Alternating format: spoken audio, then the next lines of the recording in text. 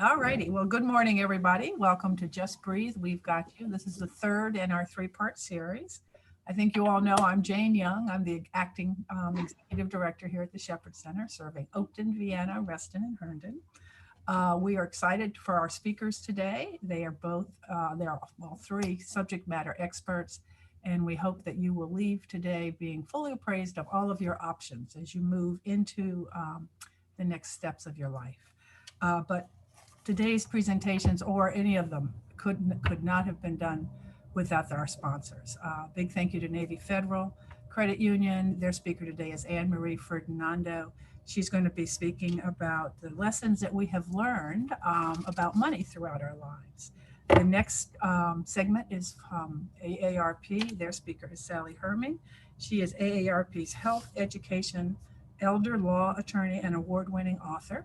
She's going to be sharing how sometimes just being a caregiver doesn't give you the authority to make the decisions that need to be made.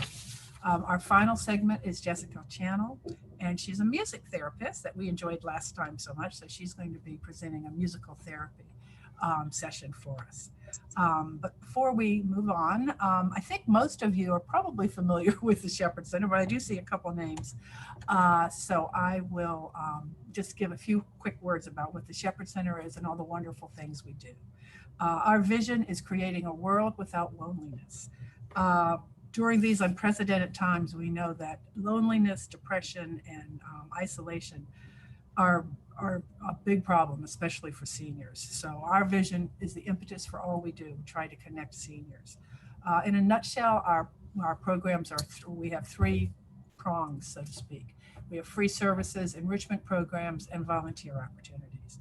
Of our free services, transportation is what we are by far best known for. We provide rides to medical appointments, labs, procedures, grocery store, post office, wherever they need to go. We have volunteer drivers that we pair with I believe we have about 300, maybe a little over 300 clients. And we were all doing this one, with CDC guidelines to keep everybody safe. Our drivers also will go grocery shopping and pick up food that's been ordered and delivered to them. We have handy helpers, which nowadays are only working in yards, not in the houses. And what's becoming one of our most important services is our friendly callers. We also have friendly visitors, but again, they've been converted to friendly callers because of the pandemic. So our goal is for each of our clients to be paired with a friendly caller, and that's how we touch base and learn, what needs they might have, or just to stay connected. We also offer, excuse me, veteran to veteran friendly callers. So we have veteran volunteers that call veteran clients. And they seem to relate pretty well with each other. Of our programs, we are best known for our AIL, which is Adventures in Learning. It's a 3-semester a year, fall, winter, and spring, 8 weeks of classes, very well attended, and we have fabulous speakers. We also have a great decisions discussion group, a caregiver support group, active adult exercises, Tai Chi. All of this is now, like us, on Zoom. Everything's gone virtual. And actually, on some of them, we've picked up more people because it's easier to, log in from your living room than to get in your car and drive someplace. So that's, kind of the upside to our new virtual life. To engage seniors in our community, we've offered a variety of virtual activities. We've had cooking classes, wine tastings, a jewelry trunk show. What else? Oh, we actually did a carry-out dining for dollars. So we're trying to keep everybody engaged and not feeling quite so isolated. Before we get going, just a few etiquette rules. If everybody would mute themselves, I'm going to mute myself in a second. And then at the end of each presentation, there'll be time for questions and answers. And if you'll raise your hand, we'll identify you and then unmute yourself and you can ask your question. So I guess that's it. We're going to get started. Sally is our first speaker from AARP. She's going to be sharing with us ways to care for your loved one. So Sally, thank you for coming back and joining us. We anticipate with great joy your presentation. Thank you. Well, good morning and thank you. And I'm delighted to come back and talk with you again. What I wanted to talk with you this morning is some of the legal things that you need to know about caring for someone else. But But I want to start with, again, thanking all of you caregivers. I'm a caregiver myself, and I certainly know what those responsibilities are, as well as the many different things that you have to juggle in taking care of your loved one. Oops, I need to go back here.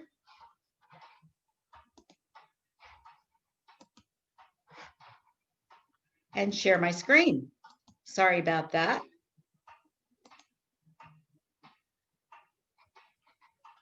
Hold on. I was so anxious to start talking with you that I forgot to pull up my PowerPoint.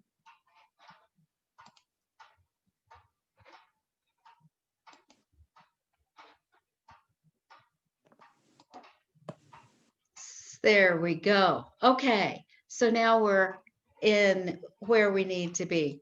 But again, there's so many responsibilities that you have as a caregiver, because one of the primary things that you do is make decisions for the person that you're caring for.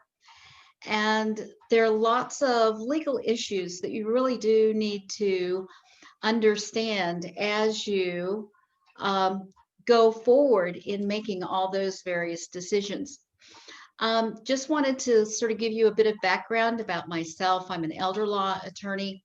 I live in Bridgewater, Virginia now, after living in the Northern Virginia area for 45 years while I was working in the national office of AARP. And one of the things that I did while with AARP was start writing a number of books about the law for older people, trying to make it as user-friendly as possible to understand some of the complications of law. And one of the books that I've written is called Checklists for Family Caregivers. And what the book primarily does is give people tips on how to make decisions for someone else and what their legal responsibilities might be, along with all of the various legal documents and contracts and so forth that you may need to decipher in your caregiving adventure. As you might guess from the title, there are lots of places where you can gather, collect, and store information about your caregiving responsibilities. But what I wanted to talk to you today about is the fact that there are lots of circumstances under which just being a caregiver is not enough to give you the authority to make decisions on behalf of someone else. There are a number of legal roles, or I like to call them as hats that you wear, because you might be wearing 3 or 4 hats at the same time. But we'll talk about each one of those in a bit of detail in the short time this morning. What about being an agent with a power of attorney? Or what if you are a signatory on a bank account? Or what if you have your care recipient has Social Security or a VA pension? What do you need to do to become a representative payee? And then we'll close by talking a bit about sort of the ultimate legal authority that you can get to be a caregiver, and that's through guardianship or conservatorship. So, powers of attorney. People, I think, are very familiar with them, but there are lots of sort of nuances that I want to be sure that you understand. First of all, you never can get a power of attorney over someone else. That power of attorney has to be given voluntarily, knowingly, and with capacity to you to become an agent with a power of attorney. The individual who is giving you the authority to make decisions on their behalf has to have the capacity to understand. If you wait until it's too late, you cannot get a power of attorney if someone does not have the legal capacity to understand what they are doing in asking you to take on some of those legal responsibilities in making financial or business decisions. And we all know, of course, how much capacity do you have to have? Well, it obviously fluctuates. It can fluctuate from time over time, even from time of day to the evening. But the key thing is, if someone wants to give you a power of attorney, it has to be a knowing act, and it has to be a voluntary act that they know that they want you to be their agent and what sort of authority they want to give to you. So let's say that you have received a power of attorney from the person you're caring for. You need to understand that that does not give you free license to do whatever you want to do, along with those in making financial or business arrangements. You can only do what they have told you that they want you to do. Within the power of attorney document, there should be fairly clear instructions as to what it is that they have given you the authority to do. And they don't have to give you all authority. They can say, you can do X, Y, and Z, but you can't do A. Your legal responsibility is to carry out the instructions that they have given you and following, making decisions that they would make. We hear too many times, at least lawyers do, that somebody comes into the office and says, I want to get a power of attorney over mom because I don't like the way she is making financial decisions. No, that's not how a power of attorney works. You make the decisions as you have been instructed or as you understand that they would make. There might be a decision that you would make totally differently with your financial affairs. But if they have told you, I want you to, whatever it is, that's what you do, even if you would make a different decision. It's your responsibility as an agent with a power of attorney to keep records about what decisions you have made and why you have made the decisions the way you did. And you must keep in mind that if they have given you authority to manage their money, to be into their bank account, into their brokerage account, it's not your money. It's their money that must be used according to their directions and instructions. In addition to a power of attorney, there's another way in which you can potentially have the option to have control over let's call it a bank account. That's the easiest one to do.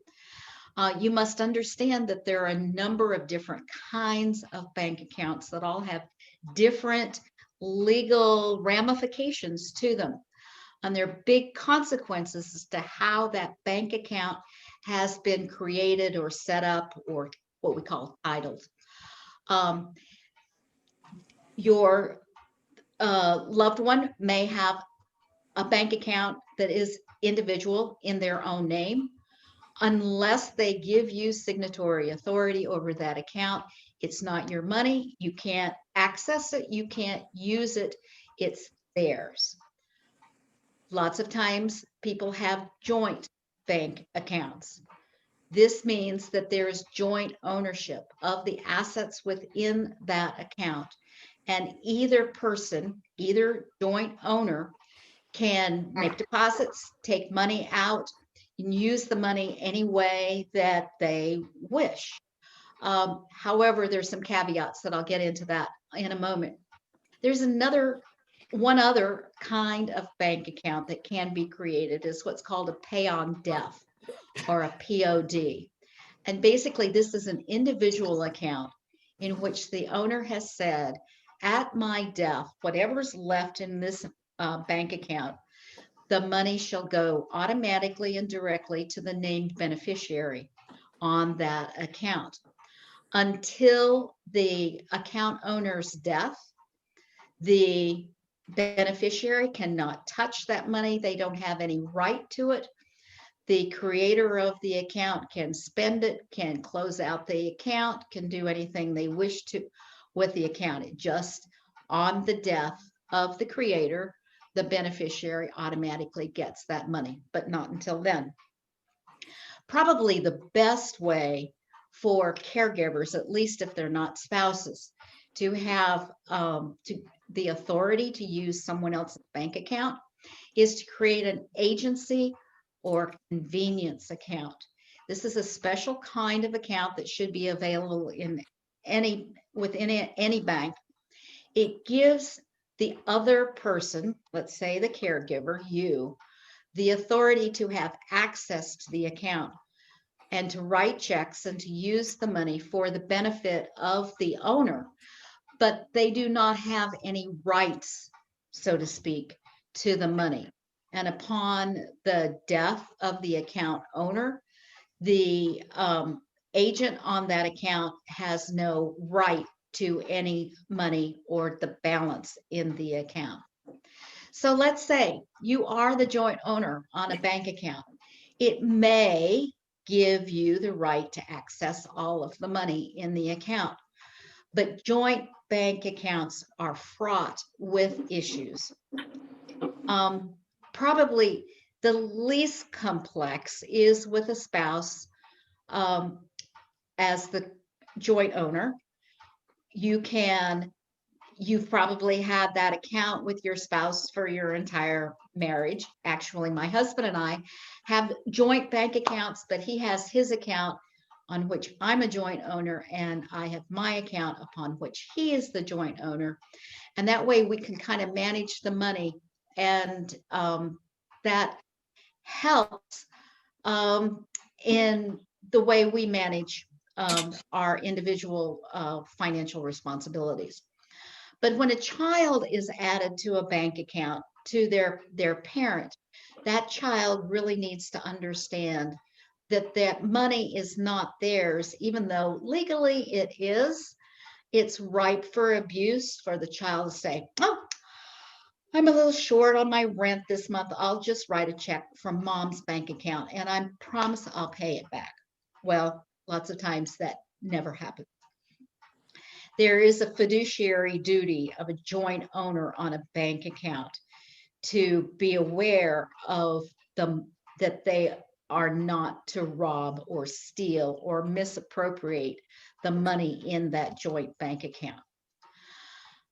If your loved one receives Social Security or a veteran's pension or a state government retiree pension or something like that,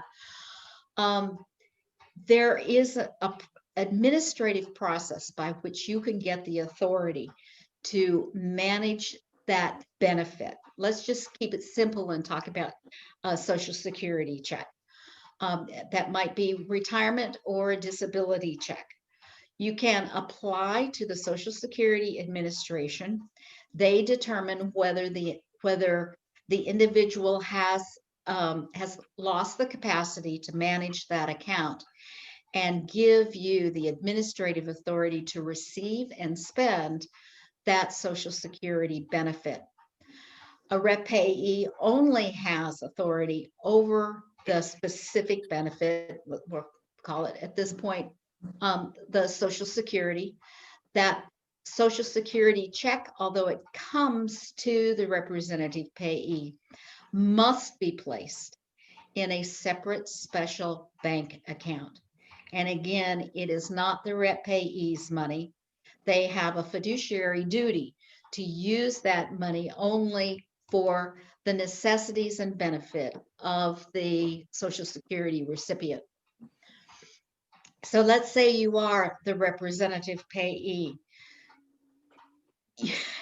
You should be aware that Social Security says being a spouse is not enough to manage the Social Security payment.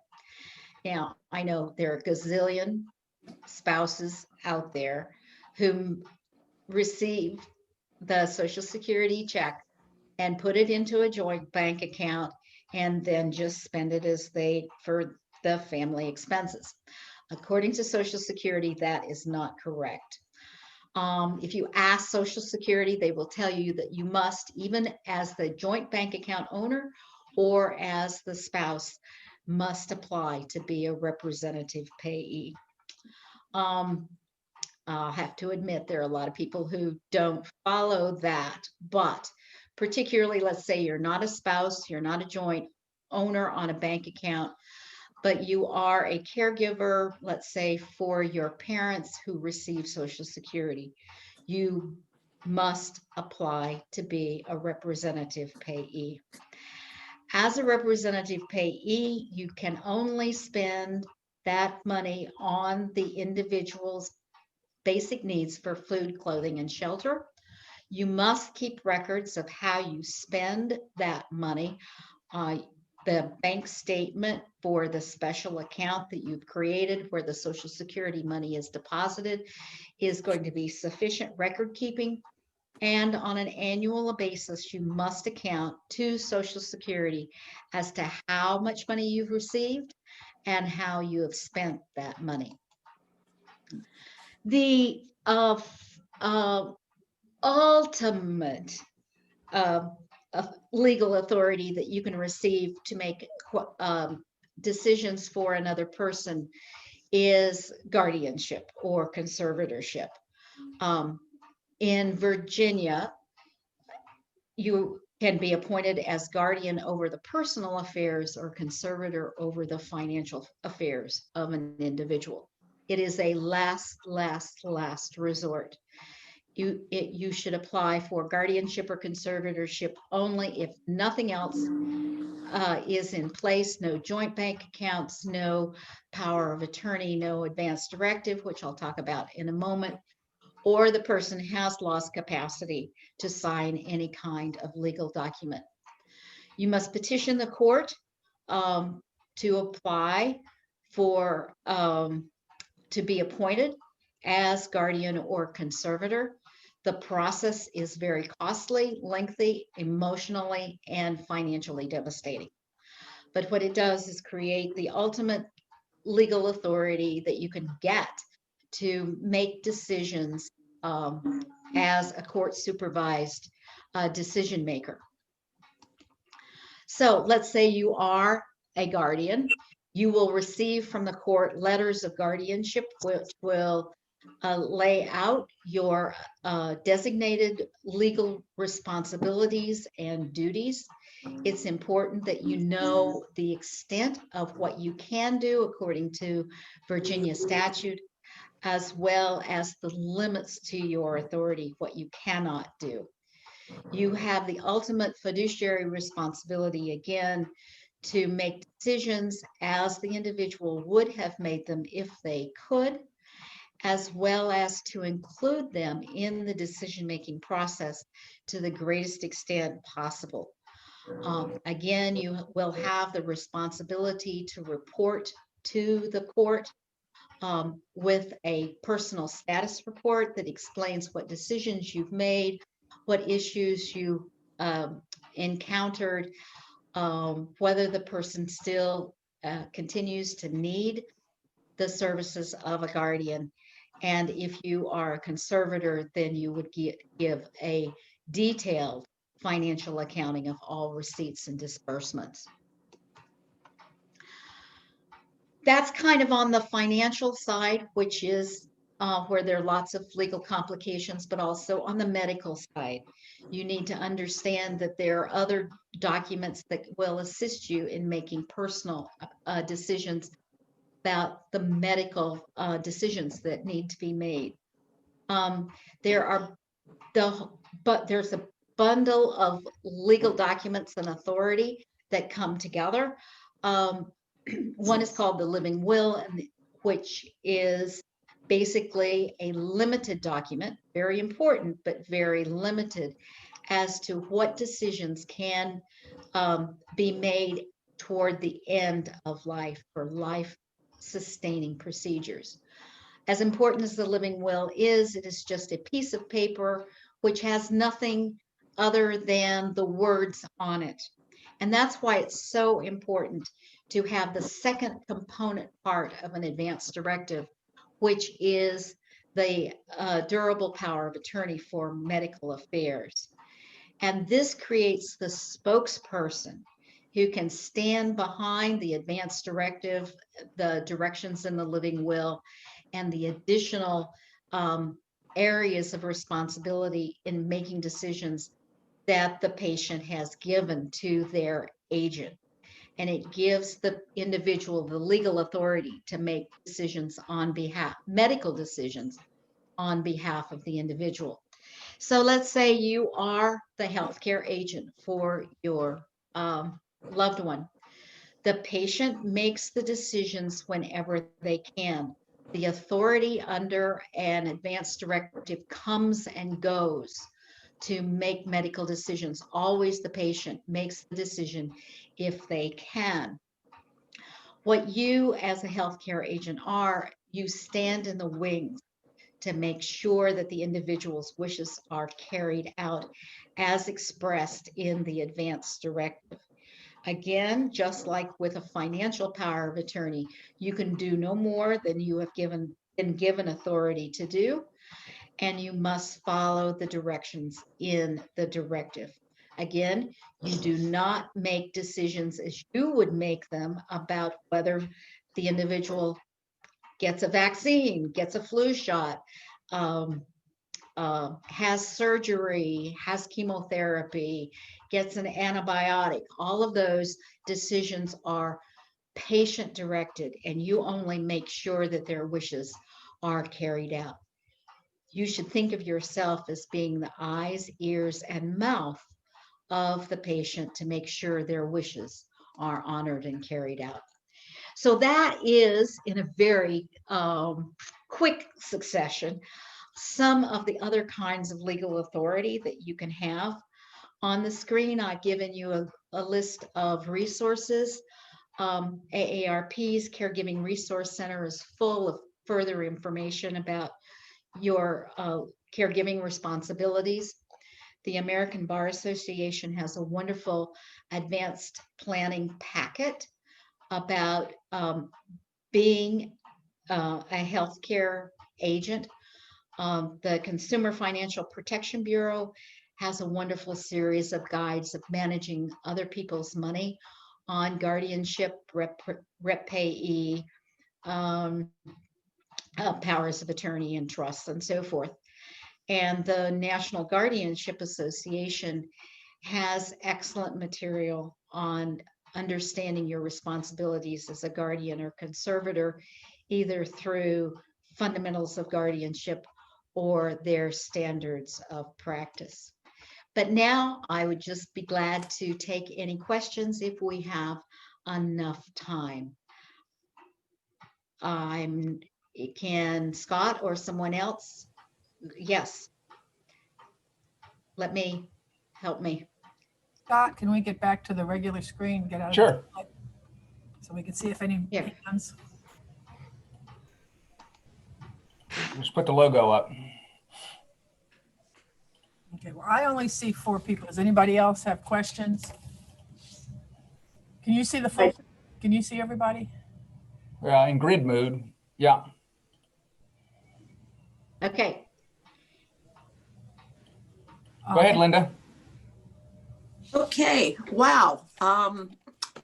There was a lot of information there. Sally, is it feasible to think if you were to go to one attorney, he or she could help you with all of these documents? Absolutely. You should expect that an elder law attorney is very well versed in financial powers of attorney, in advance directives, in the procedures for appointment as a guardian or conservator in Virginia.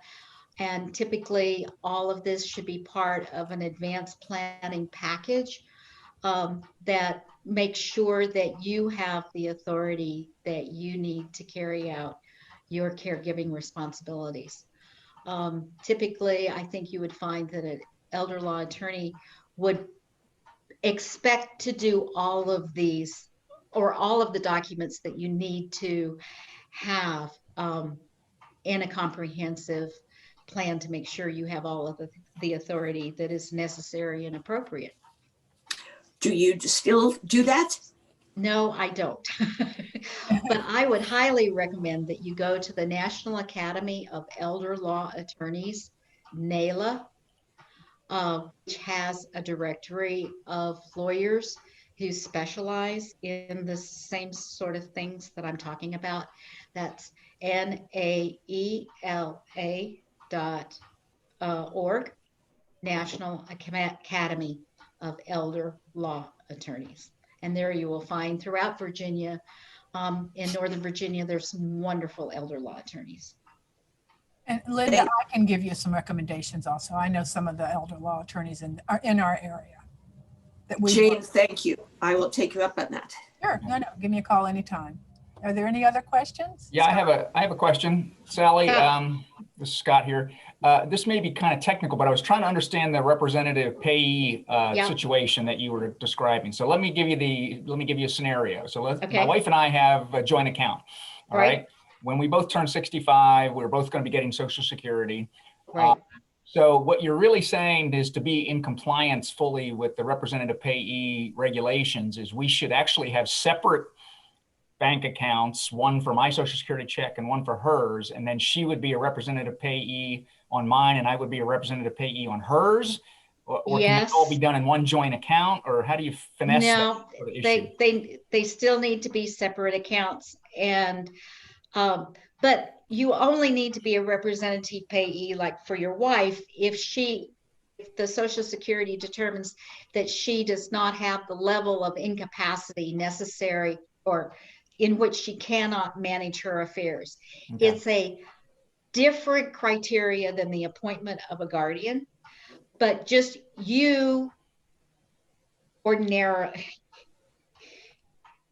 only need to be concerned about the representative payee, at which point either one or the other of you loses the capacity to manage that benefit. So the joint account is fine until one of us loses capacity, and then we have to set up a separate account and go through the representative payee process. You got it. Got it. Thank you. I got it now. I feel much better. Yeah. Sally, you are a wealth of information. Does anybody else want to pick her brains? I have one question. Lee's got a question. I'm on the same topic, the representative payee. I'm a signer joint account with my mother, who is incapacitated with dementia, and have power of attorney. The money goes into her account. It's her account that she's always had, and I use it to pay rent. Yes. I only use that money for her care.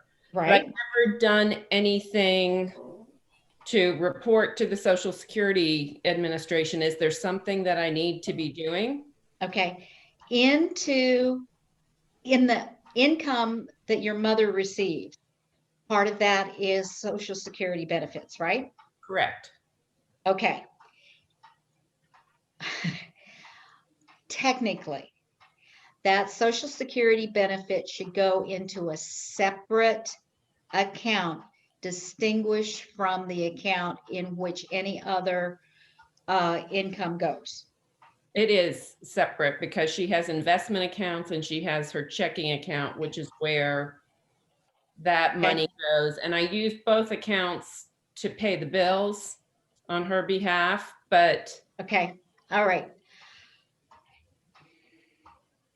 This is where I need to be very careful. Okay. Technically, her Social Security account should go into a discrete bank account in which there's no other money. Okay. And you would use that separate, you would then, well, before that, you should apply to Social Security to be her representative payee over that Social Security benefit. Okay. When you become the representative payee, the Social Security check will come to you for you to deposit into her discrete representative payee account. Then you would have the authority to continue to use that money to pay her rent, her groceries, her utilities, food, clothing, and shelter. And that's the way Social Security would like for you to do it. You've been advised, however, I know there are a lot of people who do not do it that way. Yeah, I don't understand what the point of separating it in a different account. Okay, 'cause that all would right. take her off the Well, account. the legal reason is that Social Security funds cannot be garnished or seized for payment of payment of debts, excuse me. Mhm. However, if the Social Security money is commingled in a bank account with other funds, it loses its protected status. Okay. Okay? We'll visit you in jail, Lee. That's the legal reason why you want to have a separate account, so you can preserve the protections from attachment or garnishment of the Social Security benefit. If any other money gets commingled with that Social Security benefit, it loses its protection. Okay. Okay? Sounds I good. have a question. Okay. My mother is not really able to go out in this COVID environment, and she's 95. Absolutely. And so I do want to make a will change, which she's fine with. And I don't know how to do it without her going out. Okay. Interestingly, because of COVID, many states, including Virginia, have recognized the difficulty of getting wills and other documents notarized. So there is a new law that's just been passed this year, which authorizes electronic notarization. So you contact the lawyer who drafted the will in the first place and explain that you want to have a video conference with your mother and the lawyer, and you want to be able to do remote notarization. And the lawyer should, if not, find another lawyer. The lawyer should be able to take care of these COVID restriction responsibilities. All lawyers have had to reorganize how they do things. And just like we do telemedicine for remote doctor's appointments, you should be able to do a video interview and then do remote notarization, so your mom can stay safe inside and not have to venture out into the cold or into the germy environment. Okay, thank you.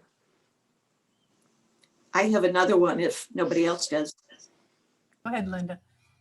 Okay, Sally, you have not mentioned about trusts. Nope. We had generally been working with a somewhat financial advisor who now is throwing at us setting up a family trust, which would supposedly do away with the need for a power of attorney or separate accounts, et cetera, et cetera. Is that okay? You need all of those things. You need a will, you need a power of attorney, you need an advance directive, you need joint accounts. You might also need a trust, but for none of those reasons. Well, it generally, I mean, I could talk for an hour about this, but Yeah, in short, it was a matter of if something happens to my husband, we all are going to die, but your money and investments would be protected and would be From what? Pardon me? Protected from what? Being able to be taken away by government intervention. I mean, we don't have debts or anything, but no.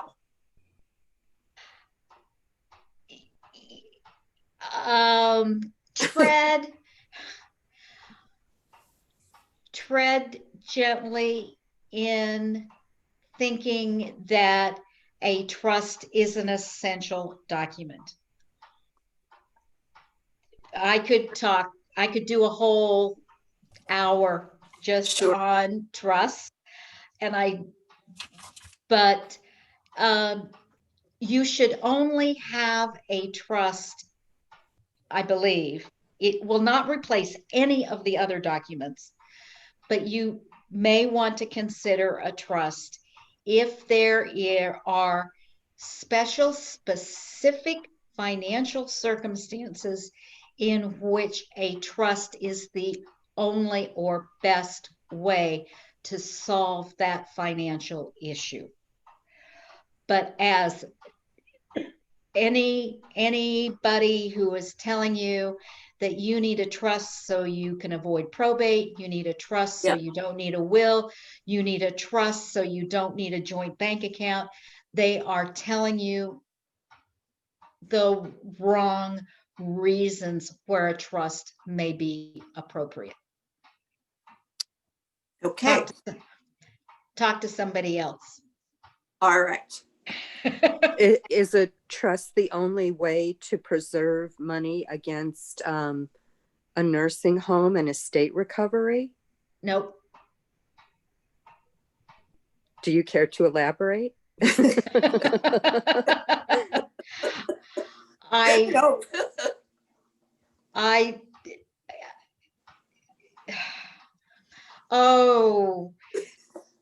I could, but no, it is not the only way. It is a way, and it is not the fail-safe protection that a lot of trust promoters expostulate on. Well, Sally, perhaps we need to invite you back and to do. I could do Wilson. I'd be delighted to do a whole session on Wilson Trust, but we will talk, because I think that would be a wonderful topic for all of us. I'll be there. Be glad to. Be glad to. All right. Oops. What are your comments in regards to Social Security restrictions? Are you just speaking of Social Security disability, or do those restrictions apply in the case of earned right Social Security retirement benefits? Yeah, right. Retirement or disability, either one. If the recipient of the Social Security retirement check is unable, according to Social Security's determination, to manage that benefit, then a representative payee is the appropriate route to go. Sally, you're still in practice for elder law that we could hire you? No, Okay. I'm not. I'm supposedly retired. I like that, supposedly. I'm very unretired, but I do not have clients. I don't have a private practice. Okay. I just like to talk to people without giving legal advice. I'm giving no legal advice. You're doing a fabulous job. And Judith, you're welcome to call the office. I can, give you some names. Thank you, I will. Of local people. Yeah, anytime. All right, is there any other questions for Sally? Yes, Sally, this is Anne Marie. Uh-huh. I do have a question, because it's going to segue into a lot of what I plan on speaking about. So in your experience, do you find that people are well prepared and have had these conversations when they should, or Does this tend to be something that gets put off and becomes very difficult later on? Yes. These conversations are so important, and getting these documents prepared, not thinking, I'm never going to need an advance directive. I'm never going to need a power of attorney. I'm never going to need to think about being a representative payee or my responsibilities as a joint owner on a bank account, or thinking about whether there's a need for a will or a trust. Getting people to talk about these documents is always very difficult. And advanced planning is something that can't be put off. I say everyone over the age of 18 should have a financial power of attorney and a healthcare directive. And it's what I've spent my career trying to convince people that this is really the right thing to do. It's very hard, and it's very important to have these conversations before it's too late. And then you have to go into guardianship, and that's disastrous. No, planning ahead is always good. Planning ahead is always good. Absolutely. Well, Sally, thank you. You obviously have a wealth of information, and I will be in touch for future programs, perhaps. Okay, very fine. I do need to sign off because I have another thing coming up. Okay, well, thank you very much. And happy holidays to you. I always enjoy being with you. Thank you very much. Absolutely. Happy holidays. Happy holidays to you. So Anne-Marie, you're up next, and that was a nice segue. So Anne-Marie, compliments of Navy Federal Credit Union. So it's all yours. Thank you. Good morning, everyone. I have enjoyed being with this group so much, and I have learned so much. Sally is amazing. I wanted to share, if you don't mind, first a little bit of what I've been going through personally, because I am in that sandwich generation, they like to call us, where I have children in their 30s who are finding their way. And then I have parents who are seniors who, unfortunately, we have not had these discussions. And I'm sharing that with you in all honesty because it is incredibly difficult. We recently lost my father-in-law, and we are really finding our way now through all of this. It is so painful and so tough. And so it's made me think about all of this in so many ways now, because in my personal life, as well as in my work life, I've been in the banking industry for approximately 40 years now. I have experienced so much of this, heard so many people's stories, and the best I can do is kind of come to some kind of conclusions on my own about how's the best way to even begin to share what we know, what we've learned with our children, with our parents, and somehow to all come together on this so that we're all financially stronger. Then bring in a pandemic. And this has highlighted these important issues more than ever. I say health and money. I mean, I don't know what's more important. Obviously, our health is more important than anything, because if we don't have that, nothing else really matters. But our money, something that we deal with every single day. And here we are in a pandemic, and people's personal finances have been devastated, or at least strained. And we all have health concerns. So taking positive actions with both of these important elements in our lives is something that people are really starting to give a lot of consideration. And I'm often asked for advice. And the most important word I can think of is positivity. And let's start a conversation, and let's keep it positive, and let's keep it as impersonal as we can, because these conversations about they involve a lot of trust. When you talk to others about your money, even your closest family members, there's a lot of trust involved, and it's very difficult. And when you're talking to parents about relinquishing control of some of their money, why should they? We were their children. They know how to handle their lives. So this is all so difficult. But no matter what stage of life, open dialogues with our loved ones are going to be incredibly helpful.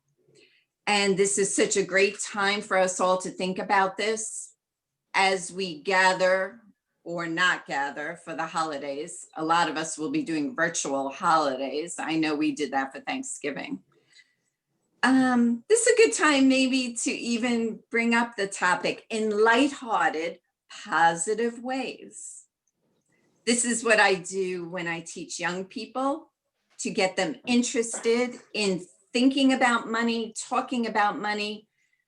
They probably have never done that before. I have noticed that young people tell me they haven't learned anything in school about money. I've noticed that then I ask them, how about at home? So if I have a group of 30 young people, I'll usually get about 1 or 2 will raise their hand and say they learned something about money in school.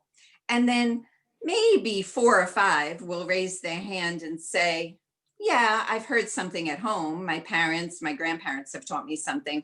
But the vast majority say, no, there's never been a money conversation. This isn't helping them. It's actually not helping us as parents. It's not helping our parents. It's not helping anyone, but it's just tough. So what do we do? Well, let's start talking. Let's start talking because we can learn so much from each other. Many of us have made mistakes. I know I have. I've done some smart money choices. I've made some bad money mistakes. We've lived and experienced all sorts of things. Our money has played a large role in our life, and we can share that knowledge.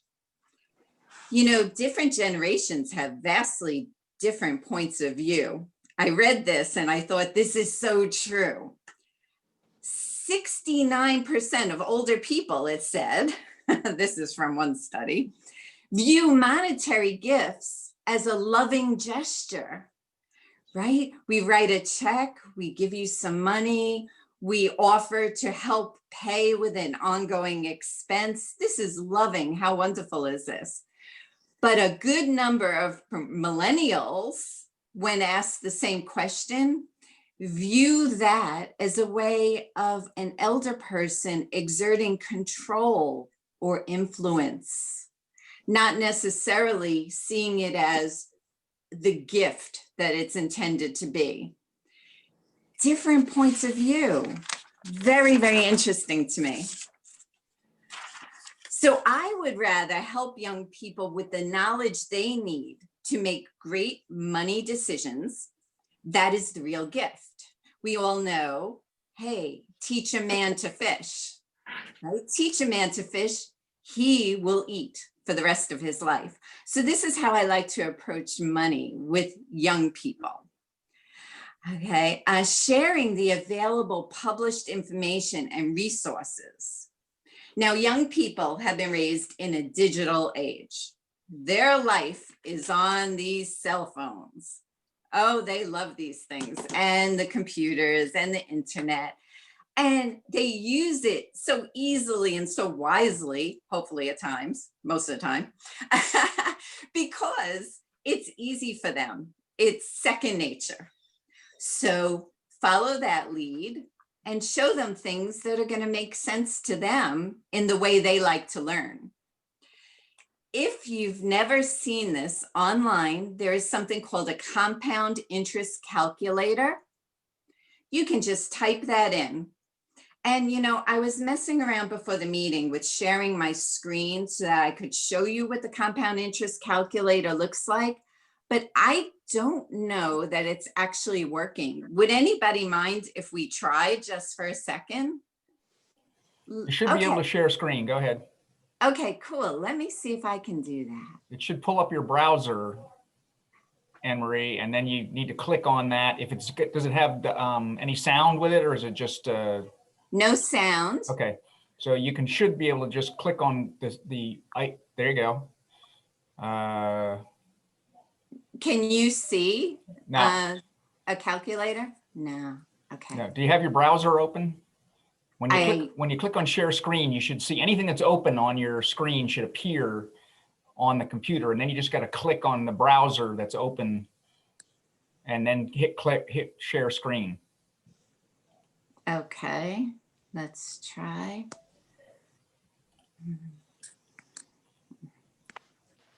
Scott, you are wonderful, but I can't even get back to the meeting now. Okay, there you are. There you are. We're all here. Yeah.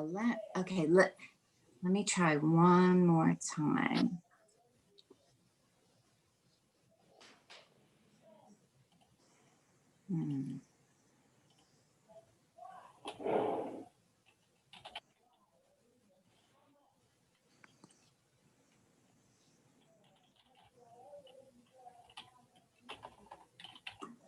I'm on an iPad, and that always makes everything more that may be a difficult. little trickier. Yeah, I think that's the problem. So, I can try to okay. pull one up and share it if you want. What URL are you on? I Googled it. Where are you at? Compound interest, moneychimp.com. Here it is. I'll pull it up and share it.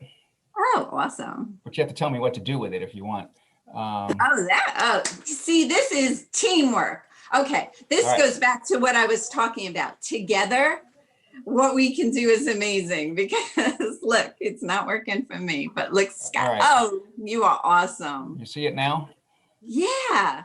Okay, so this simple tool that I did not have when I first came into banking is an amazing thing, and young people love it. You know what? People of all age love it. I use this as my inspiration all the time.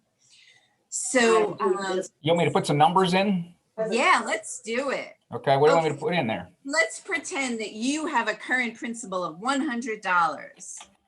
Okay. $100. And you're going to make an annual addition of, say, $100 a month, so $1,200 a year. Okay. All right. You're going to let that money grow for, since we're talking to young people most of the time, let's say 30 years, Okay. 30 years. And we're going to earn an interest rate of 3% because, like, I know Navy Federal has a certificate paying that right now, so I'm picking that amount. All right. And then go ahead and calculate, Scott, and don't even worry about the compound interest. Calculate.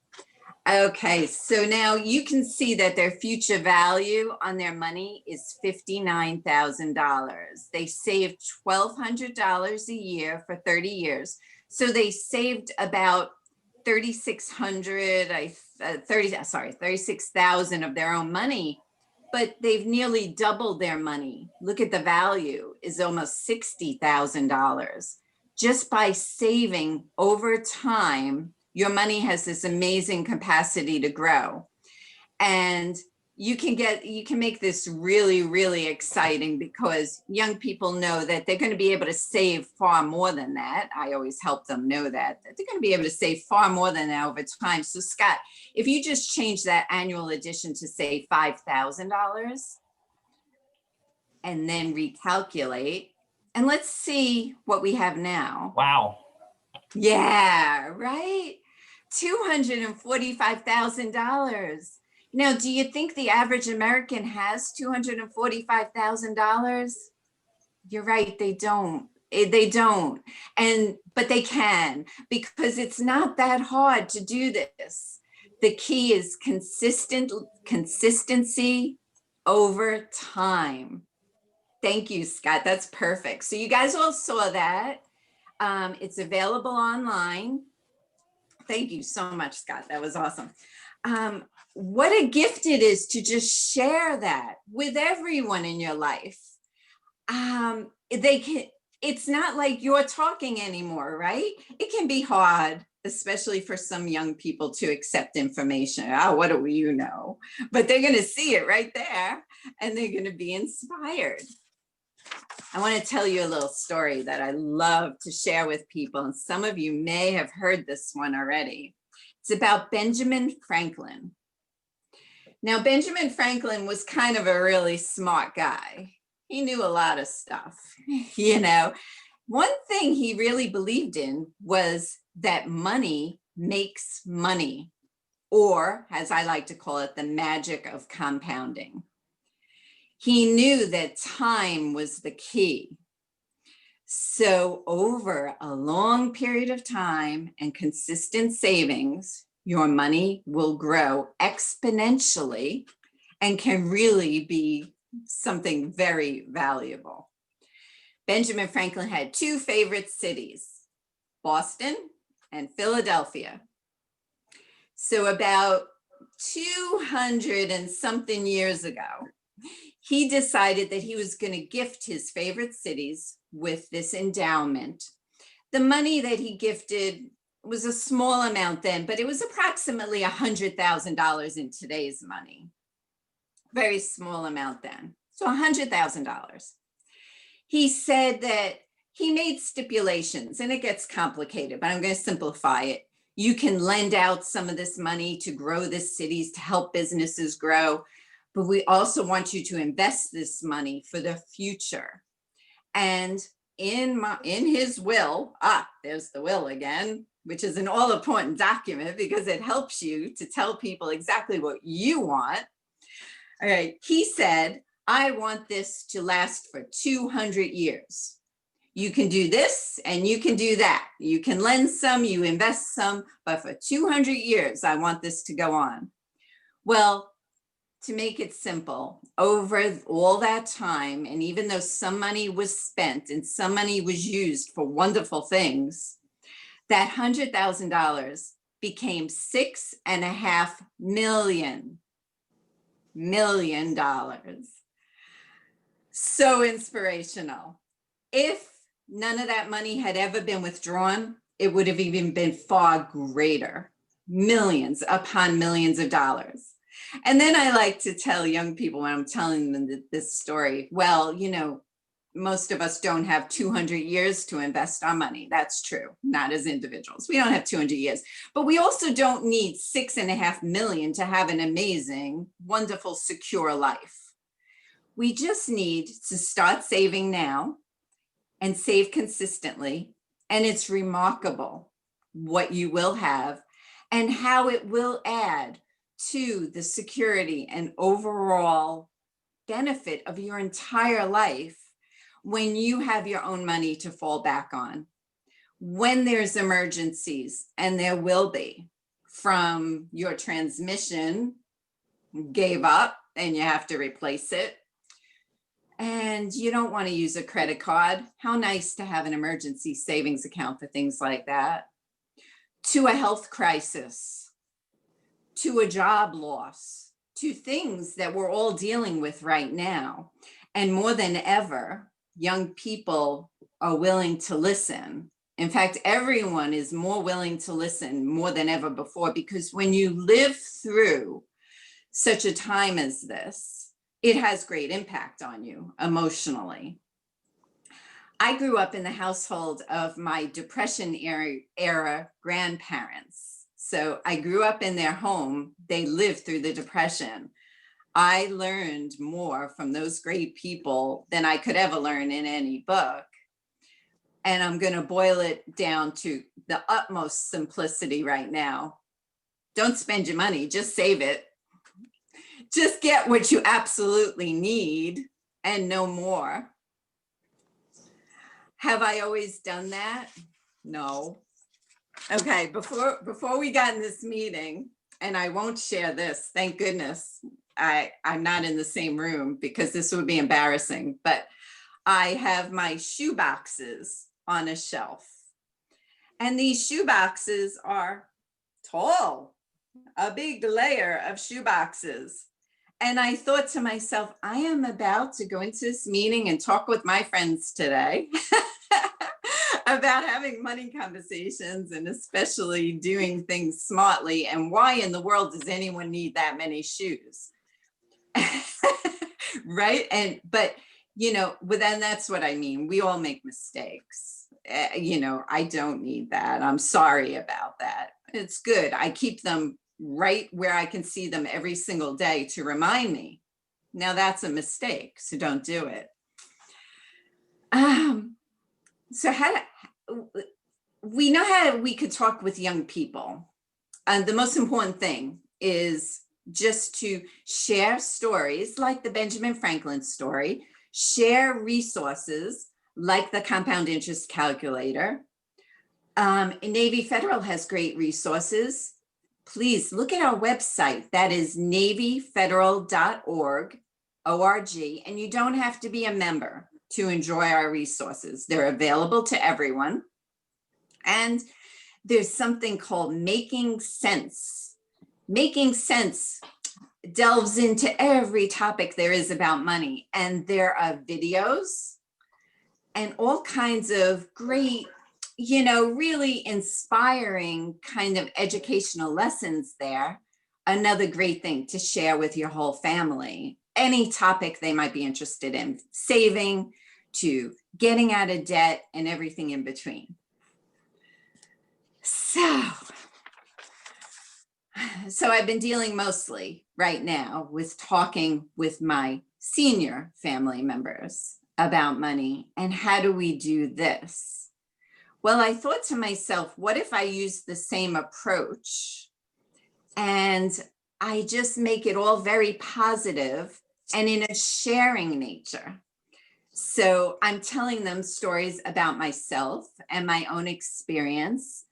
I'm telling them how there were times in my life when I felt I had a little too much debt and it was creating a little too much stress in my life, and what I did to get myself on track.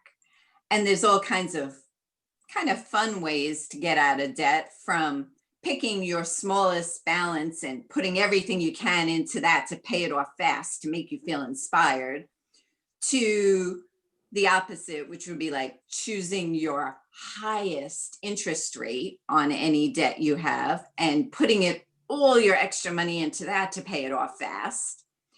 And it just depends on you what's going to work for you.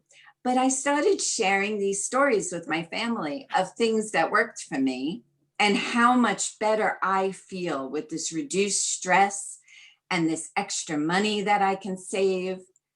And I just talked about it from my perspective, just trying to put that positive energy out there, because I know that some of these folks are struggling a little, but I don't want to just say, hey, what are you doing with your money? Because that never works. That's never productive. I'm a firm believer that it's never too late to focus on relieving ourselves of debt and create a little nest egg. Scott helped me show you what 30 years of money growth can do. Benjamin Franklin helped us see what 200 years of money growth can do. But it doesn't really matter. That's all good. But what I mean is it's never too late. So no matter what age or what circumstance we're in, starting now to put a little bit aside for ourselves is always a good thing.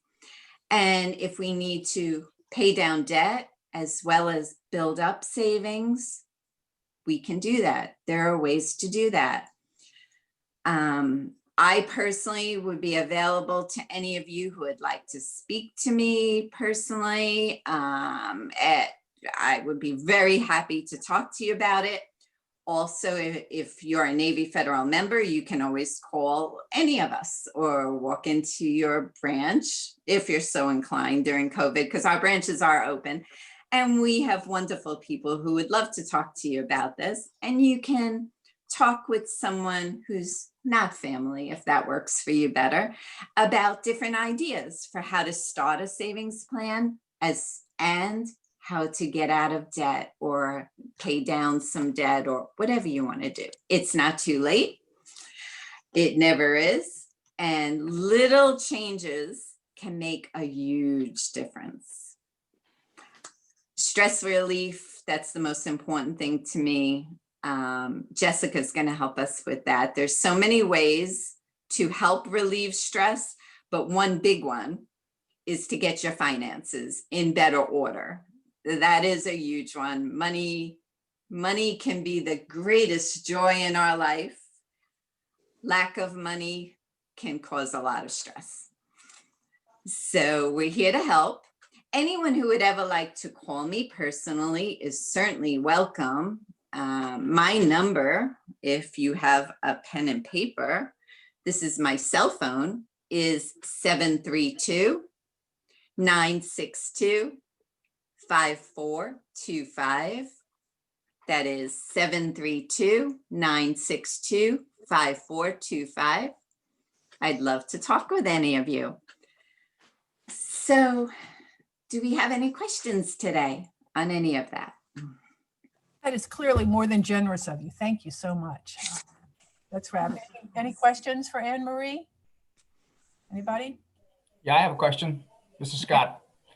So Anne Marie, thanks. That was great. Let me just ask you a question. So you sort of started at the beginning talking a little bit about how to chat with your parents or other older relatives about these issues. And so my parents are both in their mid-80s. They're in good shape cognitively and physically right now, but anything can happen. So I've started about a year ago trying to slowly weasel my way into their finances just in a fiduciary way. So just in case something were to happen, I can step in, because my mom doesn't pay much attention to this. And so I decided finally that maybe some sort of an incremental, very gradual, step-by-step process might work, because I got a little bit of pushback when I started talking about, well, maybe I should be a co-signatory on your checking accounts and blah, blah, blah, blah, blah. So I got my dad to agree to let me at least have access to his sort of complicated brokerage accounts, so I can at least see what's going on. I don't have any ability to manipulate anything, but I can at least check in there and make sure it hasn't vanished and gone to Nigeria or something. But I hadn't really thought this through much more carefully. Can you talk about, other steps that could be taken, maybe kind of one by one, gradually, with different kinds of financial instruments to sort of make this a slow, non-threatening, gradual process that might be more acceptable? Well, you've said it all, Scott, because that's what it's all about. Keeping this as slow and gradual and non-threatening, and beginning it as early as possible. This is what I believe. For me, this has absolutely not worked at all. See how honest I am? I am sharing 100% with you. Not worked at all. So I think with you, Scott, that you're in a perfect situation, that over time and taking it really slow is going to be the key, especially when it's our parents. We were their children. What could we possibly know? They have dignity. We must preserve their dignity.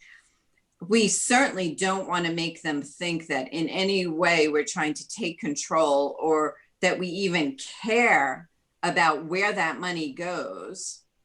So one of the biggest advice I've heard on this issue is to always approach the conversation, especially when there's two living parents, which is the best scenario. Approach the conversation with, we want to make sure that dad is going to be fine and have everything he needs if anything should happen to you, or the opposite. We want to help you make sure that mom will have everything taken care of if anything should happen to dad. And usually that is a lot easier to swallow, because of course it makes them think, oh, you're right. So let's talk about how you two have everything set up. Maybe this is a time where, as a family, you'd like us to help you have an elder lawyer talk to all of us.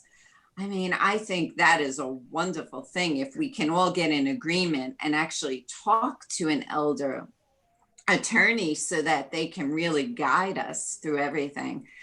But yes, start with, well, mom needs to be taken care of, dad needs to be taken care of. And then if we can sort of wheedle our way into, and we would love to be able to help you as well. Please give that some thought, because there are plenty of things that we can do. Like Sally mentioned, they can gift you with the power of attorney, which will allow you to help them out. They can make you joint owner on their accounts if they choose. But this is something that I just think over time, planting the seed of thought so that they will come to realize on their own before it's too late. And like I say, in my family, that did not work. It became too late.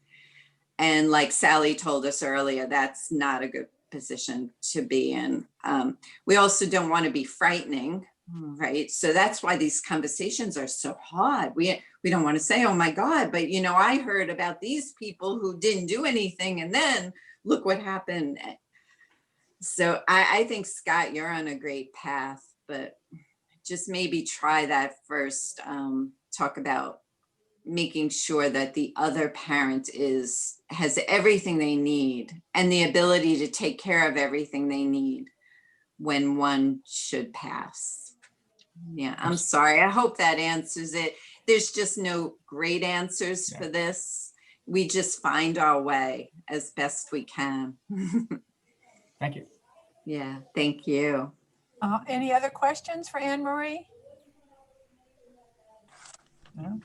This has been very helpful. A little pre-planning is always good on everything, but especially when it comes to money, money matters. So this was fabulous. Thank you. You talked to us all 3 times. So you have shared lots of wisdom. We appreciate it. If there's no other questions, we can move on with our music therapy. And that's brought to us by the Kensington, and Jessica Channel is going to tell us all about being a music therapist. And I think we'll get to relax a little bit. So Jessica, it's all yours. Hello, everyone. As Jane said, I'm Jessica Channel. I'm a board certified music therapist.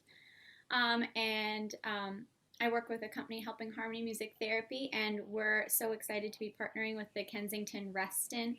And they were kind enough to invite me to speak with you all today. I see some faces that I saw last month, so I'm going to try not to be redundant, but I do see some new people have joined us. So I'd like to start off with just giving you kind of an overview of music therapy, and then we've just heard so much extremely important nitty-gritty information.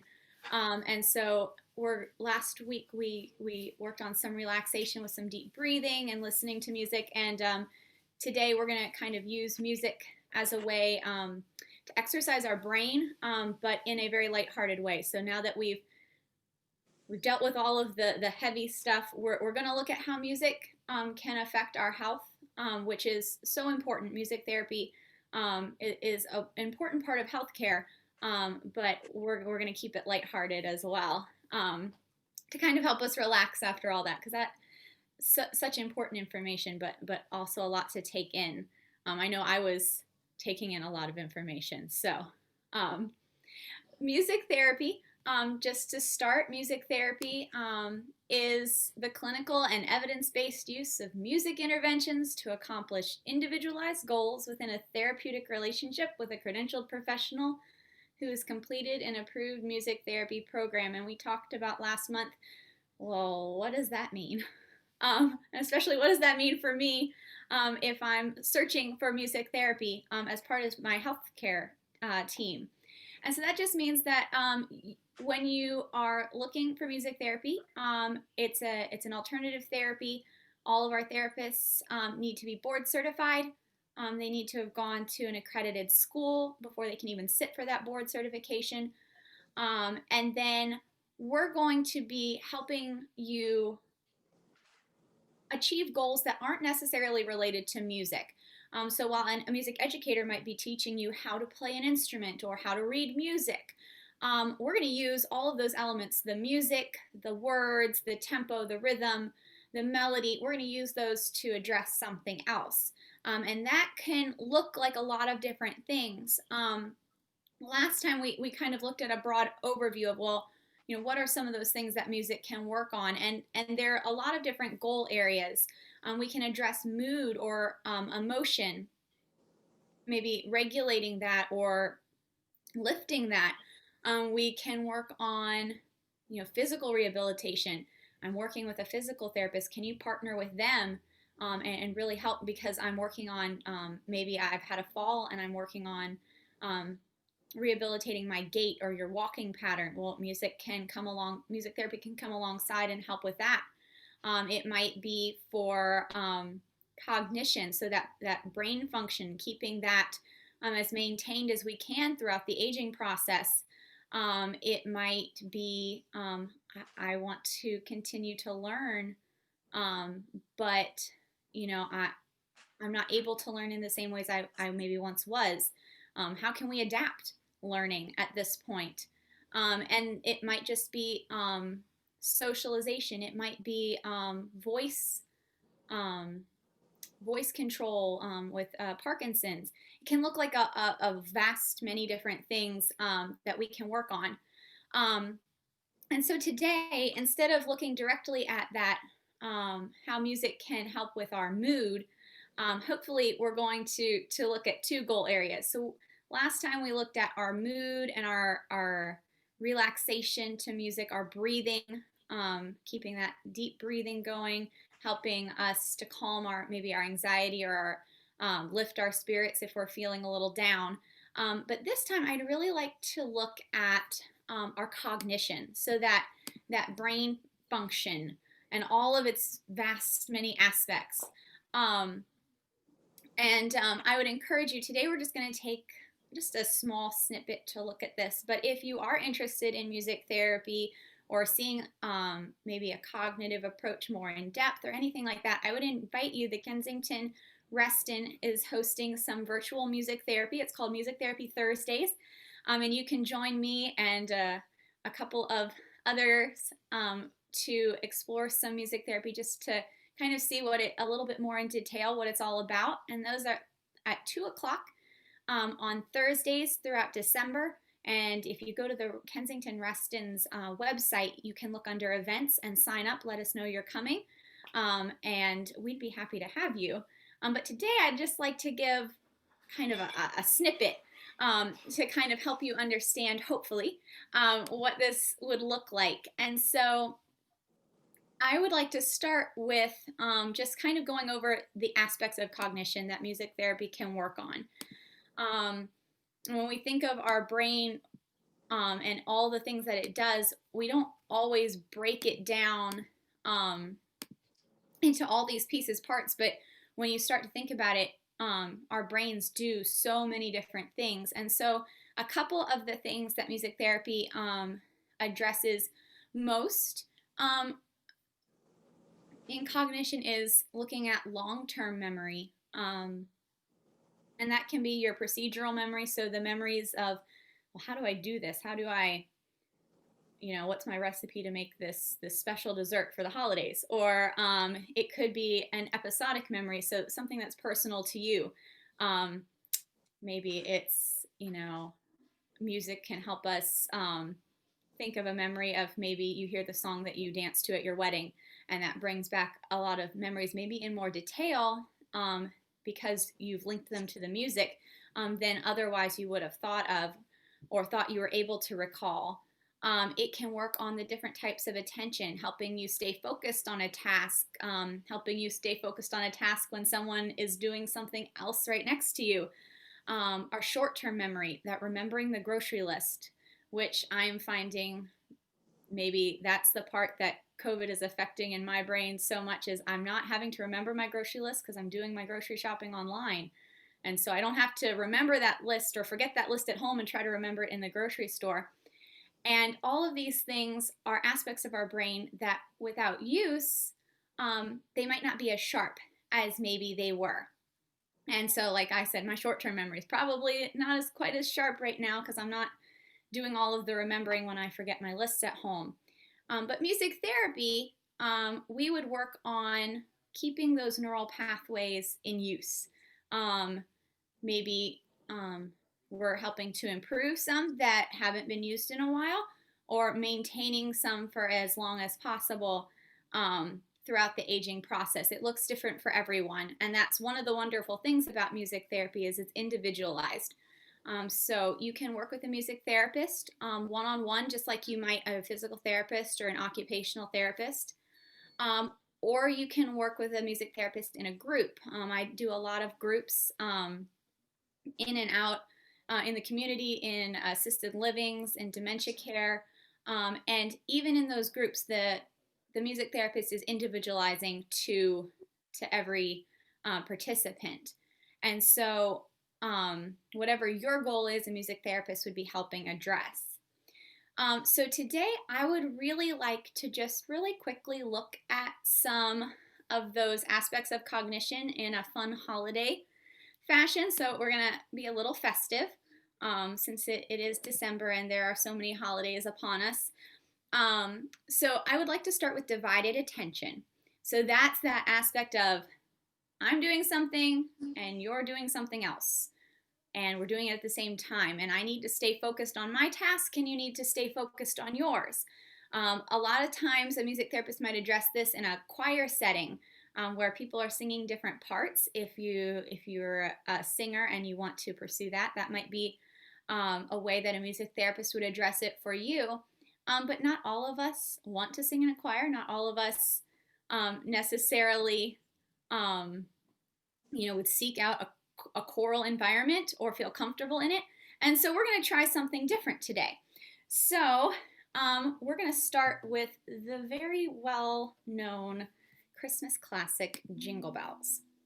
And you have the benefit of you're not even in one of my groups in person, so you get to mute your mic if you don't want to be heard. So there is nothing should hold you back from singing as loud as you'd like. But we're going to sing it first, and then I have a couple of different things. We're going to challenge ourselves throughout this intervention. We're going to challenge ourselves, so we'll go step by step. So the first step is just kind of getting in that festive mood, getting our voices warmed up with a little bit of Jingle Bells. Dashing through the snow in a one-horse open sleigh, o'er the fields we go, laughing all the way.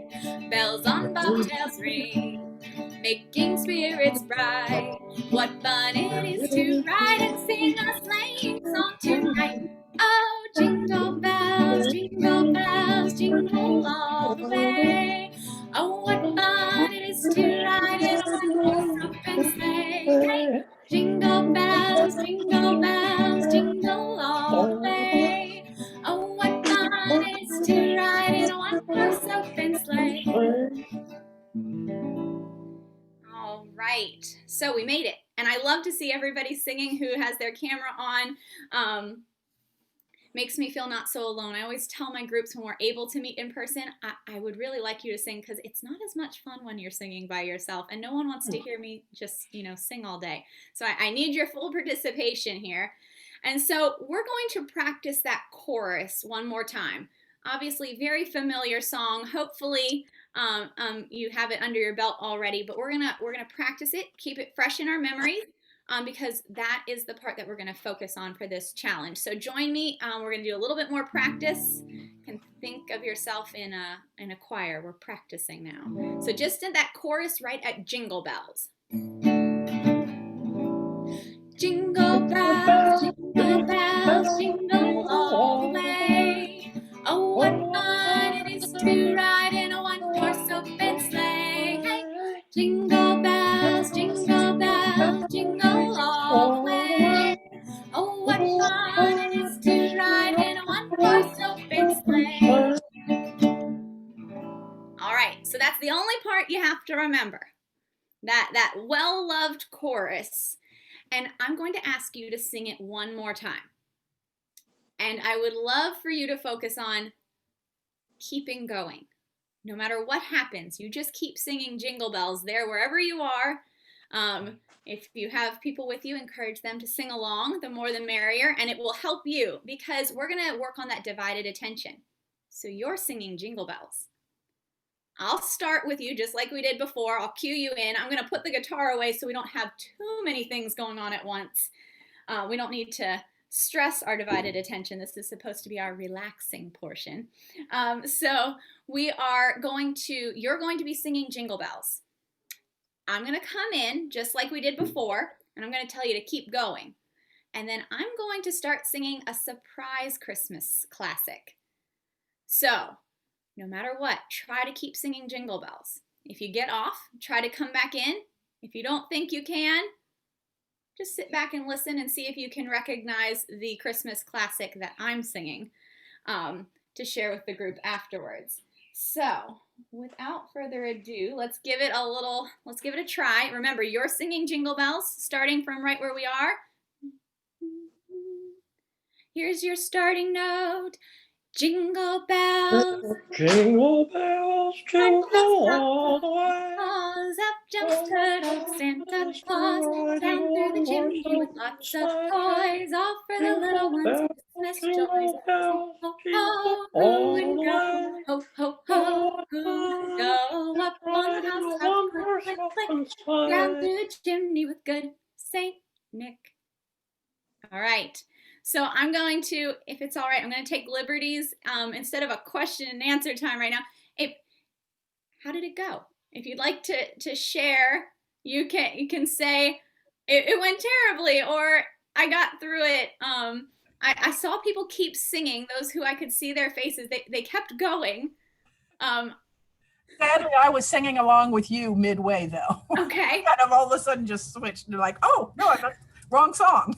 So that's one thing that can happen when we're dealing with divided attention. It is a practice skill, and I don't think we really think about that a lot, but it's so easy to get swept away with what somebody else is doing. Oftentimes if I'm typing on one of my session plans and my husband might have the football game on, I end up typing what the announcer is saying because it's hard to practice divided attention, but this is a fun, lighthearted way that we can practice it. Does anyone else have what happened for you? I thought that would be easy, Jess, and you lost me like immediately. I was so embarrassed by myself. I'm thinking, oh my goodness, focus. There's no need to be embarrassed. I think I even changed keys. I was so excited that somebody was singing with me in this virtual platform. Oftentimes people mute their mic and I could hear people and I was like, and then I was like, oh no, I'm supposed to sing another song. So I didn't do so great on my own divided attention challenge. Did anybody else have any thoughts they wanted to share on the challenge, how it went for you? Scott? Well, I tried to keep singing, but I tried to listen to what you were singing so I could figure out what you were singing, and that really screwed me up. Yeah, exactly. Right, so Scott changed the challenge for himself. He was working on some alternating attention, so going back and forth, that multitasking. Yeah, that didn't work so well. I want to keep singing, but I really want to know what's going on. So quickly it can work on all different types of attention, because technically you are also working on your focused attention. Can I stay focused while she was doing something else? And so music is just such a fun and oftentimes just a little bit more accessible way to do some of those cognitive challenges like that. And so layering a song is a great way. I'd encourage you, maybe try it with your family and friends over the holidays. Especially it could be an intergenerational activity, get the kids singing one thing, you try to sing another. It could go really well. It could be one of those Christmas memories that it went really not so great, but you all laugh about it one day.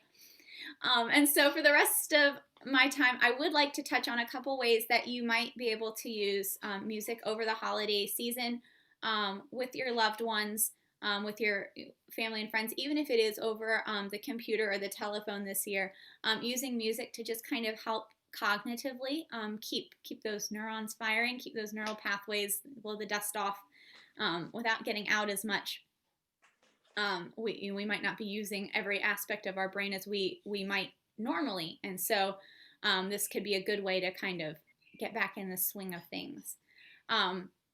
So another way that you can do that is it's kind of a name that tune type idea.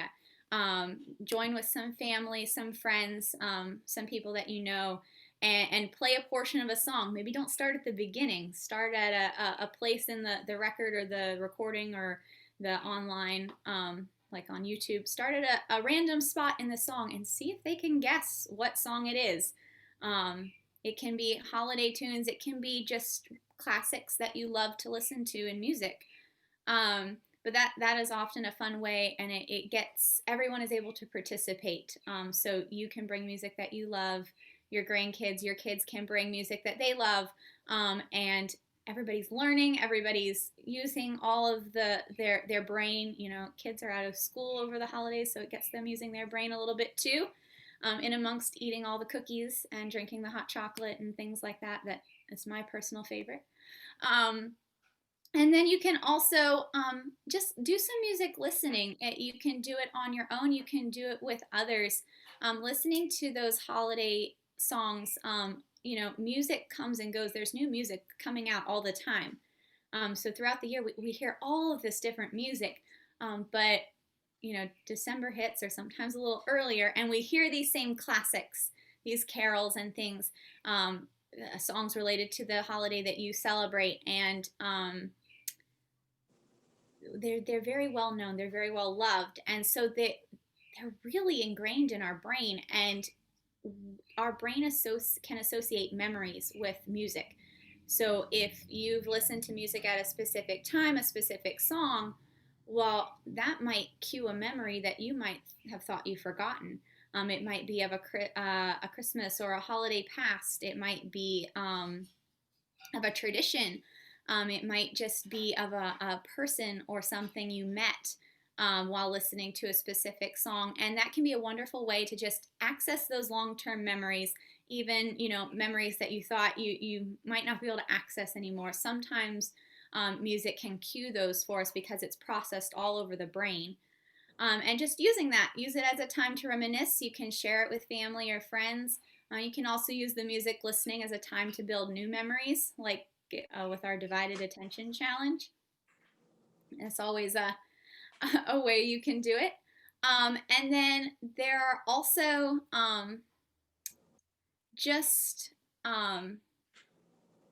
make sure I didn't miss anything on my list of things to share. You can also use holiday music, or really any music, as a way to continue to learn. So we never have to stop learning.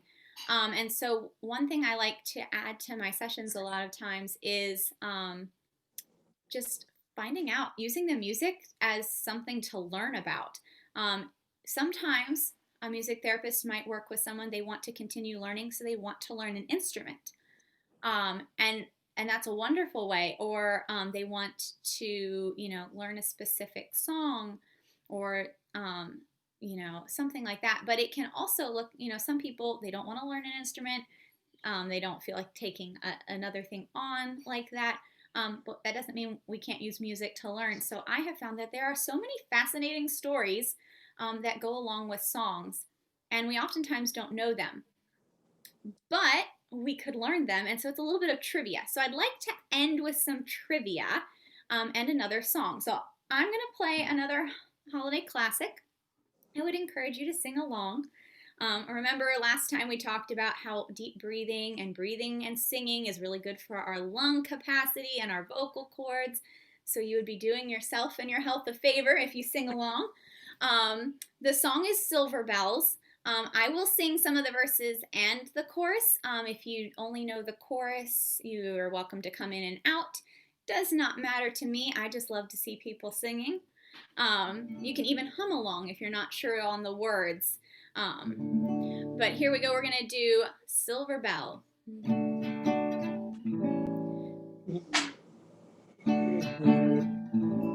City sidewalks, busy sidewalks, dressed in holiday style. In the air, there's the feeling of Christmas. Children laughing, people passing, singing smile after smile. And on every street corner you hear, I see some very nice singing. Silver bells, silver bells, it's Let's refrain for those deep breaths. Ring-a-ling, Hear them ring. Soon it will be Christmas Day. Strings of street lights, even stoplights, blink up bright bright red red and and green green, as the shoppers rush home with their treasures. Hear the snow crunch, see the kids sing, Mrs. Santa's big scene, and above all this bustle you hear silver bells, silver bells. It's Christmas time in the city. Ring-a-ling, hear them ring. Soon it will be Christmas Day. All right, so some very lovely singing. I heard a little bit, I saw a little bit. So, silver bells. Oftentimes, played with the start of the holiday season. You think of all that holiday shopping and the hustle and bustle when you hear the words. It's wonderful. It paints a picture. And if you were working with a music therapist on some specific goals, they might talk about, what images do you see in your head? What memories does that bring up? And we could go through the group and everybody would think of something different maybe. But it is not actually specifically a Christmas song. So it wasn't written for Christmas. It was written for a movie. So Silver Bells was written for the Bob Hope and Marilyn Maxwell movie, The Lemon Drop Kid, in 1951. So that was something that surprised me. There were two songwriters working on the music for the movie. Their names were Jay Livingston and Ray Evans. And they were not exactly thrilled when the producer said, well, we need a Christmas song, a new one. They wanted to write music that was a hit. They wanted to write music that would top the charts, and new Christmas songs weren't really doing that because people love the Christmas songs that they grew up with. Why write a new one? And so they were very reluctant to start on this song. And then they started to try to write it. It got even more imperative that they write a good song because their contracts were on the line. So you don't hear any of that stress in the song. The song is so nice, and it talks about such a carefree, maybe shopping trip on a Christmas street. But they were very stressed. Their jobs were on the line. And finally, they thought of all the Salvation Army Santa Claus that were on every street corner there in New York. And they thought, oh, they ring those bells. And they started to write this song. And they came up with this song. They were really excited about it, and they gave it a name. And they took it home to their families to share. And Jay told his wife, he said, this is our song. You're going to love it. It's called Tingle Bells. And his wife said, you can't call it that. And he was like, why not? That's the sound the bell makes. She goes, that's slang for using the bathroom. You've got to change the name. You don't want to be remembered as the man who wrote the bathroom Christmas song. And so they went back to the drawing board. They came up with Silver Bells. It's a much better name, in my opinion. And definitely now that we know the song as a classic, we can't really think of it by any other name. So that's our trivia for the day, that continuing learning. Hopefully you learned something new and you can share that humorous trivia with some family and friends. But that is all I had for us today.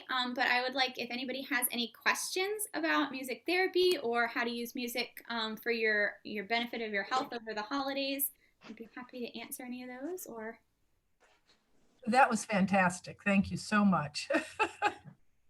Any questions? I enjoyed it. Oh, absolutely. And I muted myself because, believe me, you do not want to hear me sing. I can keep the beat, but I cannot carry a tune. People always say that, but Oh. I find that, you know, it's not true for as many people as who tell me that. And you know what? As long as you're making a joyful noise, it's all that matters. Just to myself, I'm happy. Anybody have questions? That was fabulous. I do. Okay. Jessica, I'm curious about the correlation between learning a foreign language, for instance, and music, and what you have to say about that. And because when I was very young, growing up in Brooklyn, New York, that's the accent, yep. We actually had a French class in first and second grade.